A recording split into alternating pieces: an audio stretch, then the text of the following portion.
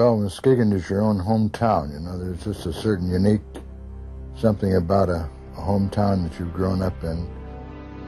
So you had to walk to work typically, and that meant you'd probably best to live within a mile or so of the place you worked. It strikes me that Muskegon had these wonderful cycles in the past where it was truly a boom city. It was a lot of hard work, and I paid the top 25 cents an hour. Simple, fun, you know, just being together. We didn't need drugs, we didn't need cigarettes. There was never a job that you passed up because you just didn't want to turn down the opportunity to make a nickel. A lot of people suffered a lot.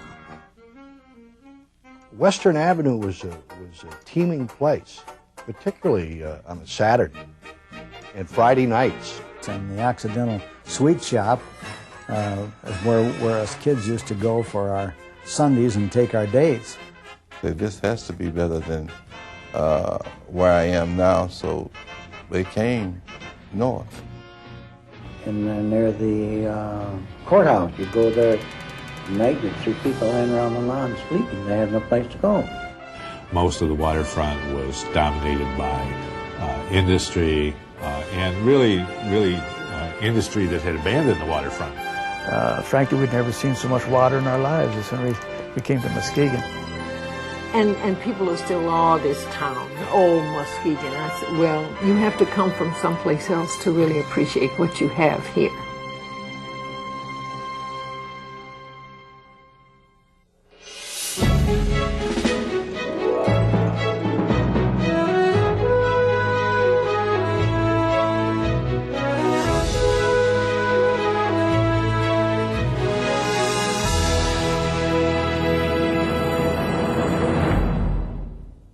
Imagine yourself on a long, uneven avenue.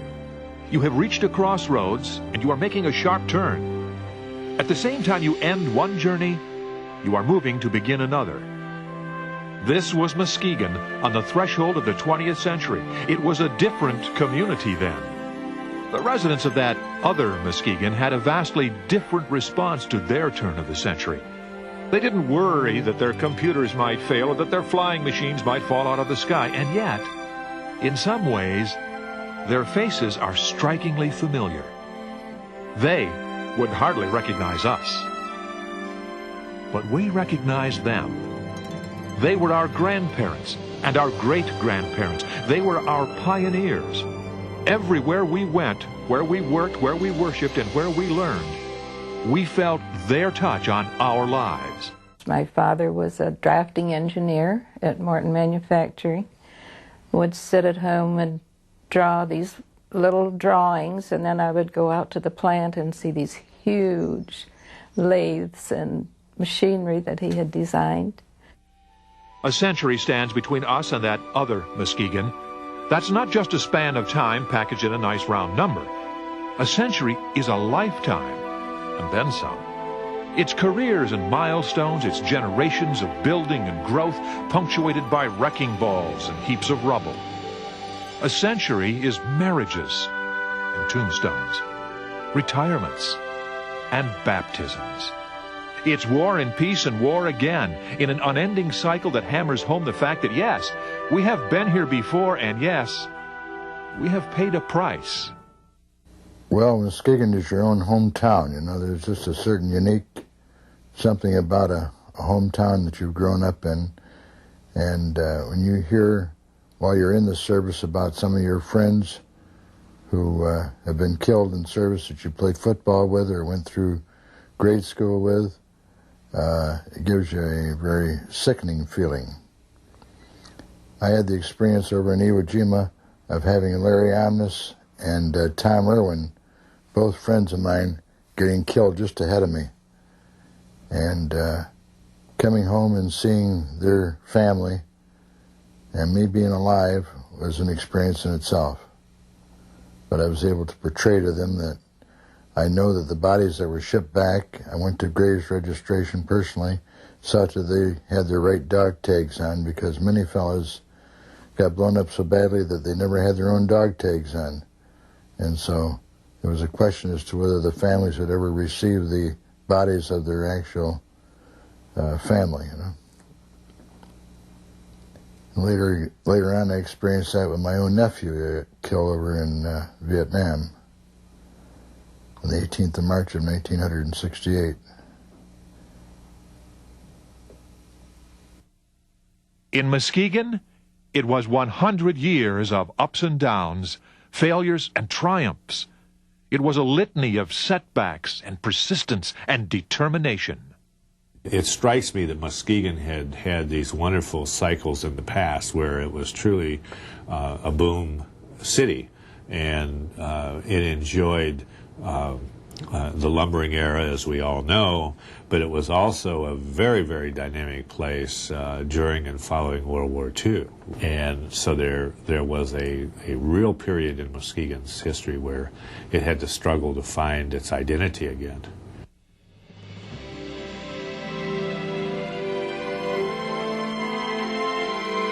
In Muskegon, the 20th century was born with a death, the demise of the lumber era. The lumber boom had spanned more than half a century, a period of prosperity in which dollars were manufactured from sawdust, and a small town on the Lake Michigan shore became lumber supplier for the entire country. But it couldn't last. By 1900, the forests had been exhausted, and the scores of lumber mills that had dotted the lakeshore were gone. But even if it changed the way Muskegon made a living, it never changed the fact that this was a working community. There was never a job that you passed up because you just didn't want to turn down the opportunity to make a nickel, you know? My first job was at Consumers Power, and then I went out to CWC, so I got involved I was secretary of the production manager, so I got in on a lot of the inner workings as well. Most of us young kids got jobs, paper routes, lawn jobs, snow shoveling jobs, at a much earlier age than the kids do today. Well, we had to if we wanted to have any spending money, so. And that didn't hurt any of us. Work was a part of the Muskegon character. It followed this community's residents into every aspect of their lives. How they worked was how they lived. In that era, people didn't have adequate transportation facilities. Automobiles hadn't come in quite yet, and they really couldn't take the train. So you had to walk to work typically, and that meant you'd probably best live within a mile or so of the place you worked. So that was part of it. Of course, people would want to have a residential area near the place of employment, plus you stayed in your place of employment for a long time too, perhaps your lifetime. A working community? Yes. But Muskegon was an enterprising community too. From the beginning, there was the driving urge to operate one's own business. In many cases, all it took was a little seed money and, of course, a vision. And from the fertile ground of inspiration and perspiration, small enterprises began sprouting across the landscape. I was very fortunate in so far that my brother worked at Coca-Cola Bottling Company, and he was able to get me a stand on the Midway selling Coca-Cola. And we would take the cap off the Coca-Cola bottle and pour it into a cup and ask a dime for it. And the people would say, forget it, we're not going to pay a dime. I went in business in 1933 with $50 that I got from my dad. And I rented space from the YMCA, and I started a food service business.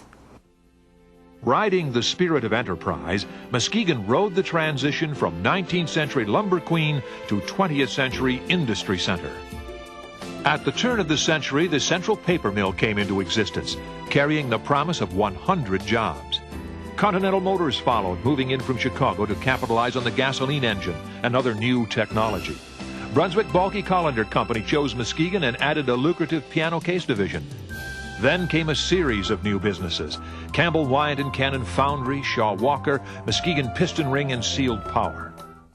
It all started in 1911, and my grandfather at that time was employed by Continental Motors out in the machine shop as a laborer.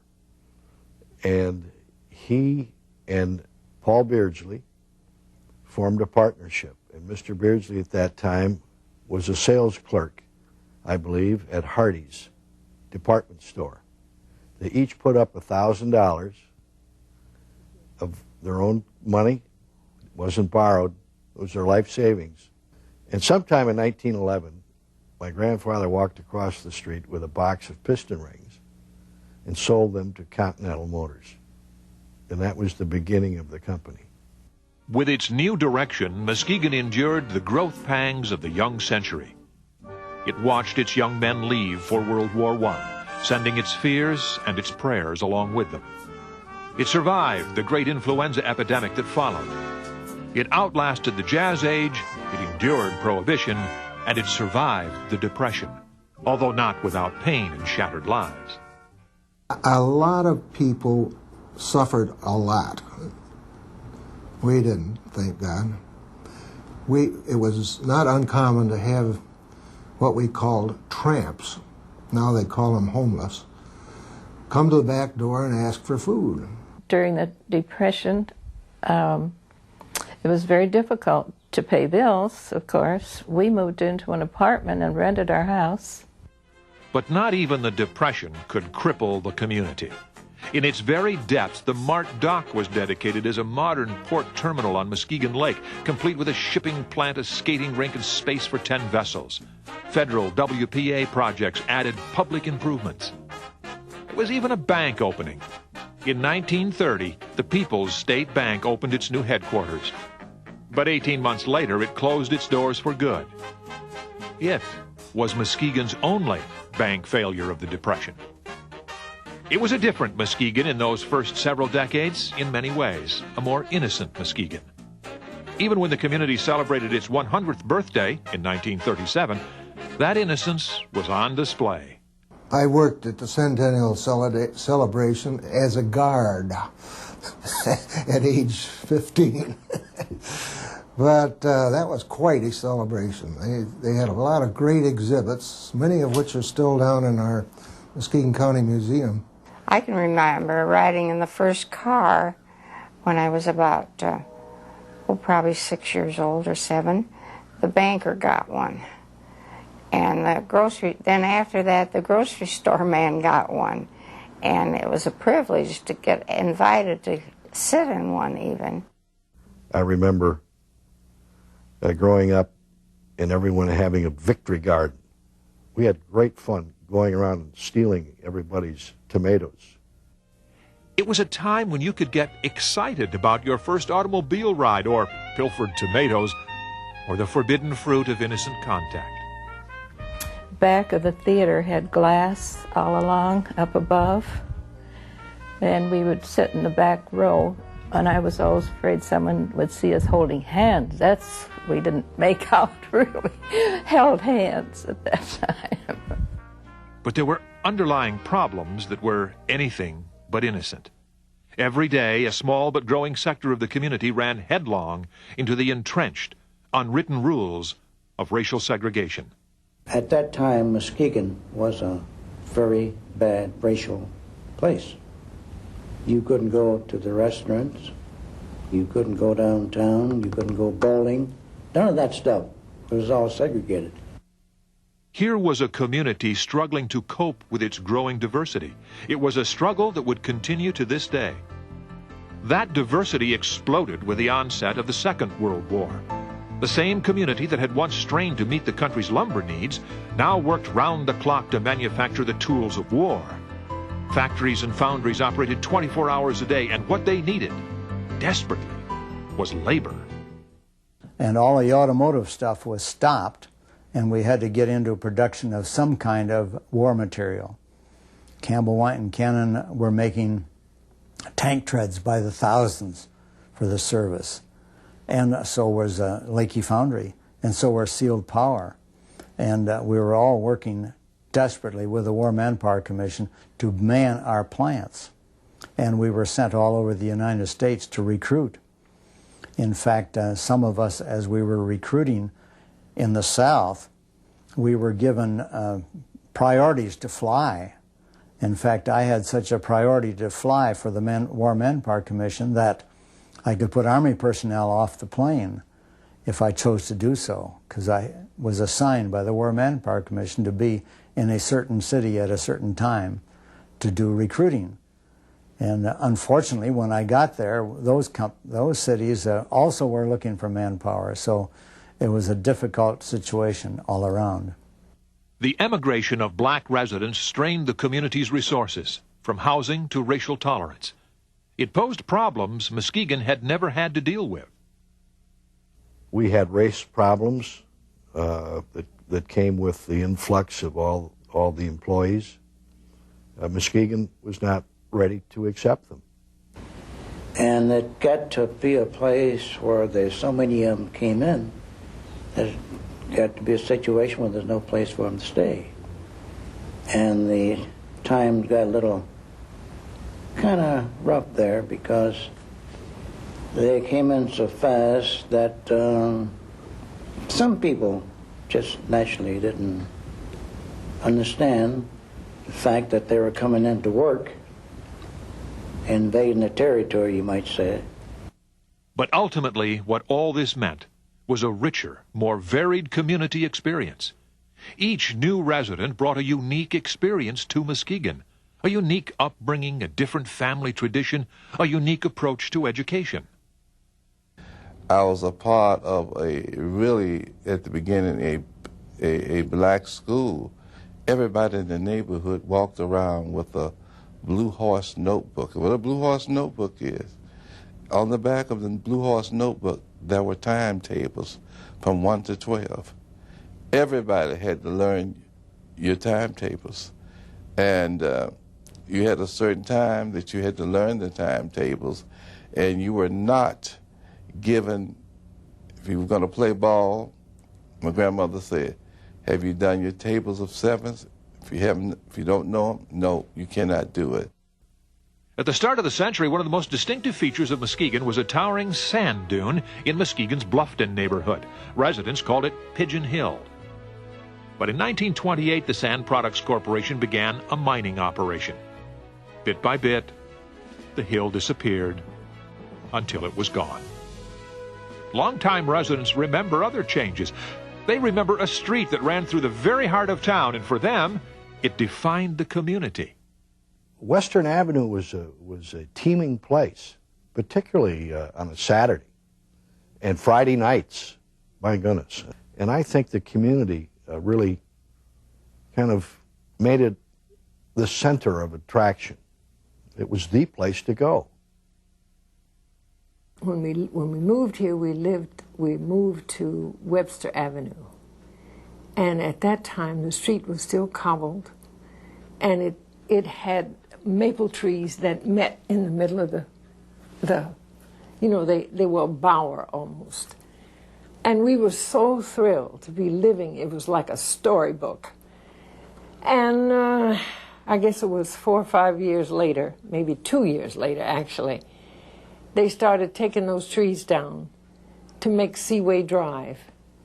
Change seemed inevitable, especially in the post-war growth period that Muskegon experienced. Just as at the beginning of the century, new industries began to appear, and again, they left their mark on the landscape.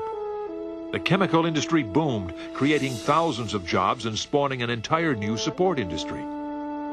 But it exacted a heavy price on the soil and the water. It's not a case of bad people who were running the chemical companies. It's the fact that the operating principles, the legislation, everybody did it differently. It was, case in point, the unlined lagoons that were the source of the groundwater contamination at this site were sanctioned by the state in the 50s. That was the state of the art. In the early days, in the mid-50s, the chemical industry, not just this is unique to Muskegon, but the chemical industry utilized, for the greater part, is what I call a bunker mentality. You cloistered yourself inside the bunker, you looked out through the slots, and you told your neighbors what you thought they needed to know. Well, nobody does that anymore. The chemical business is an entirely different animal. You have to earn the trust and you earn the respect of your neighbors by walking like you talk. The century progressed and the landscape changed. It didn't happen suddenly. It was the work of decades. White flight, suburban development, new commercial trends. All of these things left their mark on the Muskegon area. They also left the African-American population concentrated in the inner cities with a growing number of boarded-up storefronts. Some of the older industries failed, symptomatic of a looming industrial decline. That decline would put people out of work by the thousands. It would have a devastating impact on the urban economy. And it would prompt a quiver of nostalgia in those who recalled Muskegon's industrial heyday. Campbell Wine and Cannon Foundry was the largest gray iron foundry in the world. When fellows in the service would say, "Raleigh, where do you hail from?" "Muskegon, Michigan." "Where's that?" "On the beautiful shores of Lake Michigan. We're the home of the largest gray iron foundry in the world." And now there is no Campbell Wine Foundry. The loss of old industry did more than change the landscape, it changed minds.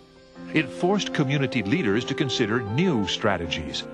In what was once a foundry town, the tourism industry had been rekindled, and the old abandoned factories that once hummed on the shoreline were cleared for new business possibilities.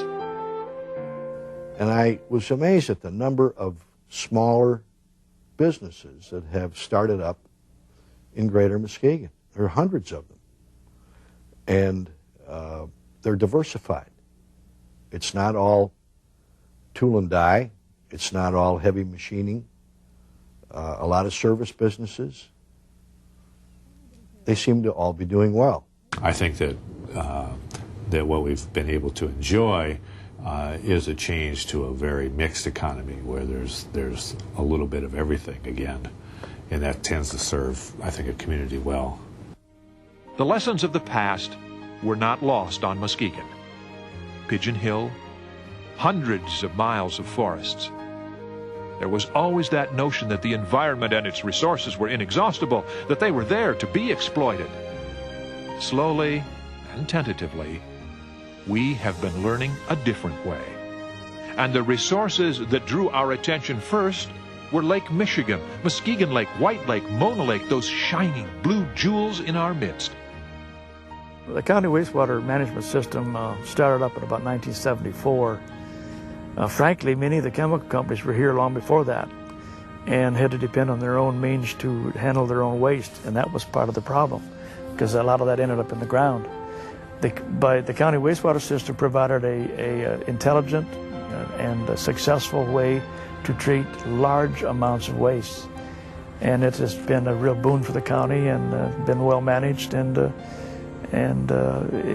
we'll probably get bigger. It was the water that attracted us in the first place and tipped us off to how special Muskegon was. Well, Carol and I are Midwesterners, South Dakota, Oklahoma. Frankly, we'd never seen so much water in our lives as soon as we came to Muskegon. And we took to it right away. Now, another century. Another crossroads looms ahead. It is a vastly different community from the Muskegon of 100 years ago. Well, we seem to not need anything but each other and our simple fun, you know, just being together. We didn't need drugs. We didn't need cigarettes. We just had good times just being together. But some things we have in common with that other Muskegon. We still travel an uneven road. We still struggle with identity and direction. We still struggle with the challenges of our own diversity. But we approach those struggles with a new, hard-earned appreciation of where we are and who we are. I feel very comfortable. I live right in the heart of the urban community. I live on Peck Street. Wouldn't live any other place in the county. Love it. Well, you just look out at the lake, and I thought, this is it. This is the place that we want to be. But I envision within 10 years that you won't recognize our waterfront. And it'll be the queen that it once was. I think great things are going to happen. Of course, I've always been an optimist. My hope is that we all come together as a people and understand black and white, that there is no color barrier. And we've obviously put good sewer systems in place. We've put good water systems in place. We've put good transportation systems in place. But we've put good cultural systems in place. If you look at the Frauenthal Theater, you look at the Elsie Walker Arena, you look at the Blue Lake Fine Arts Camp, you look at the Cherry County Playhouse, you look at the Muskegon Museum of Art and all of the extensions, the improvements that we made to the Hackley and Hume home and our culture. And you combine all of those things together and then touch that to the tourism side, where we've grown the activities for people to do in this community, particularly young people. You can go to the Michigan's Adventure, you can go to the beach, you can see a historic submarine, you can use the water in the lake safely, and it's clean. We've cleaned it up, and it's the place to be. Muskegon is the place to be. It's the entertainment capital of West Michigan. The best is yet to come, and it's already pretty good.